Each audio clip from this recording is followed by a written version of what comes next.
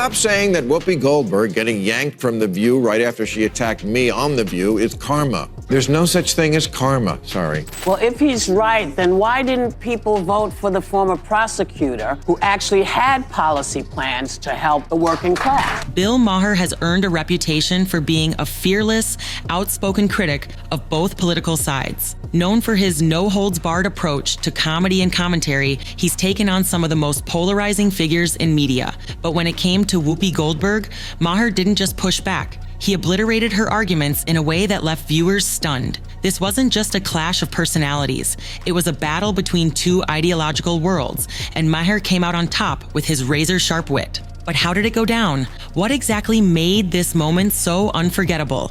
Grab your popcorn, because this takedown isn't just about one celebrity dismantling another. It's about the larger ideological battle playing out on our screens every day, and Maher's blistering dissection of Goldberg is just a microcosm of that war. To fully understand what happened during this heated exchange, we need to set the stage. Bill Maher is a guy who has made a career out of skewering political correctness, cancel culture, and yes, the increasingly bizarre extremes of the woke movement. He said time and time again that we've lost our collective sense of humor, and more importantly, our capacity to have serious, nuanced discussions without immediately labeling someone a villain. Enter The View and its infamous co-hosts. Whoopi Goldberg, a longtime fixture on the show, has used her platform to preach her own version of progressivism.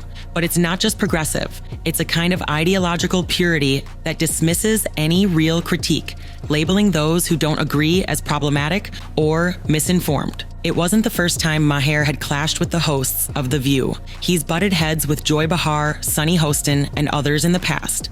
But this time, it was Goldberg who stepped up to the plate to challenge him. And that was a mistake. From the outset, Goldberg started with an argument that, quite frankly, was a non-starter. She tried to argue that Maher's ideas about reforming the economy and holding people accountable for their actions were too simplistic. Her argument about economic disparity, particularly for Black Americans, was nothing new. Just another round of the same tired talking points we've heard countless times from the woke brigade. Goldberg seemed to believe that simply mentioning inequality and reparations would automatically make her position sound well-reasoned. She was preaching, not debating. But Maher wasn't having it. It's not about your heart, it's about results, Maher shot back. And that's the crux of the problem.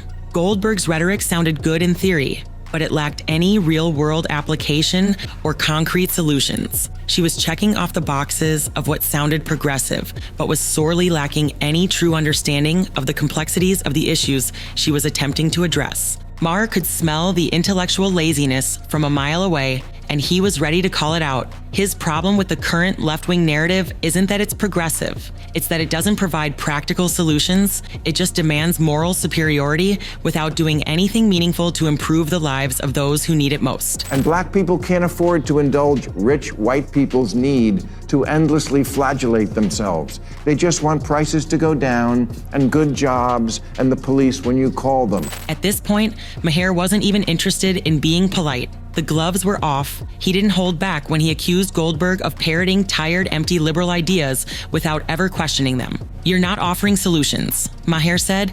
You're offering slogans, and slogans don't fix problems. Maher didn't just take issue with her argument. He attacked the core of the political culture Goldberg was trying to defend. He pointed out the complete lack of accountability from the political establishment and the media, especially around figures like Hunter Biden. You want to talk about accountability, but you ignore it when it comes to your own side, Maher said as the tension grew. This was a devastating point, one that Goldberg was clearly unprepared to address. Maher didn't just use his wit to make a sharp point. He connected the dots for the audience, highlighting the hypocrisy of a political and media ecosystem that demands accountability from everyone, except those they like. One of Maher's biggest critiques of the woke movement, and Goldberg specifically, is the overwhelming hypocrisy it embodies. The woke mob loves to demand justice, but the reality is they only want it for the people they agree with. When it comes to the inconvenient truths about their own allies, such as Hunter Biden's shady business dealings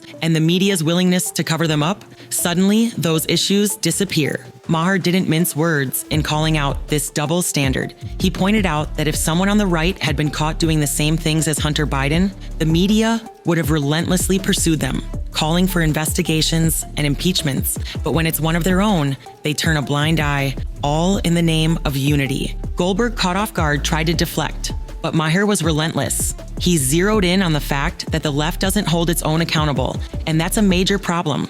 You can't claim to be the party of truth and justice if you're turning a blind eye to corruption just because it suits your political agenda. Maher's message was clear: the woke left wants accountability, unless it's their side that's involved. But Maher wasn't done. He turned his focus to the role of the media in perpetuating this hypocritical narrative.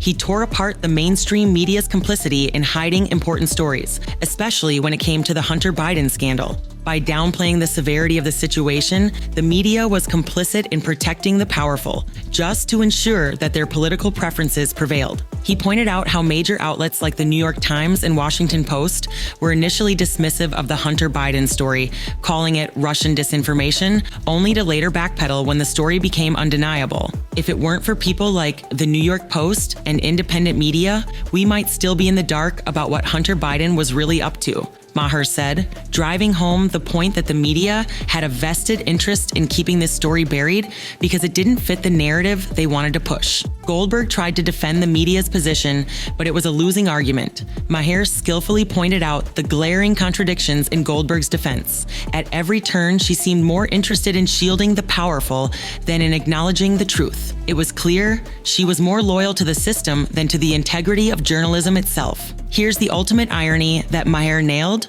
Whoopi Goldberg, who has spent her career championing free speech, diversity of thought, and progressive ideals, was now acting as if those ideals didn't apply when someone like Maher, a longtime liberal himself, challenged her worldview. Maher pointed out that Goldberg's intolerance for differing opinions was a perfect example of what had gone wrong in American discourse. People were no longer willing to have a conversation. They were simply trying to silence anyone who didn't share their views, and Goldberg, despite her reputation as a defender of free speech, was part of that very silencing culture. You talk about free speech, Maher quipped, but only as long as the speech fits your narrative.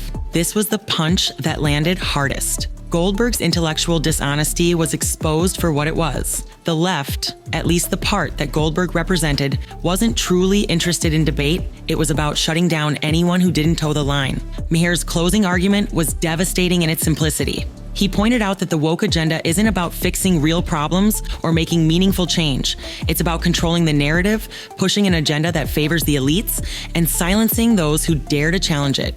Goldberg, despite her lengthy career in Hollywood, was part of this system, and Maher wasn't afraid to say it. He exposed her for what she truly represented, a cog in the machine that thrives on moral superiority without ever producing results. As Maher laid out the cold, hard truth about the woke left's real priorities, Goldberg's defense grew weaker. She was trying to defend a system that didn't care about real progress.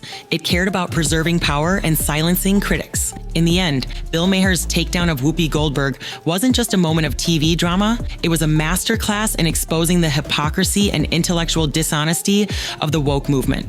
With biting humor and unflinching honesty, Maher tore apart the sanctimonious rhetoric Goldberg was trying to peddle, leaving her no room to maneuver. It's moments like these that show why Maher is so important in today's political and cultural discourse. He doesn't let anyone off the hook, regardless of their political affiliation, and he's willing to take on even the most sacred cows of the left. His refusal to play the game is exactly why he's become such a key figure in challenging the current narrative.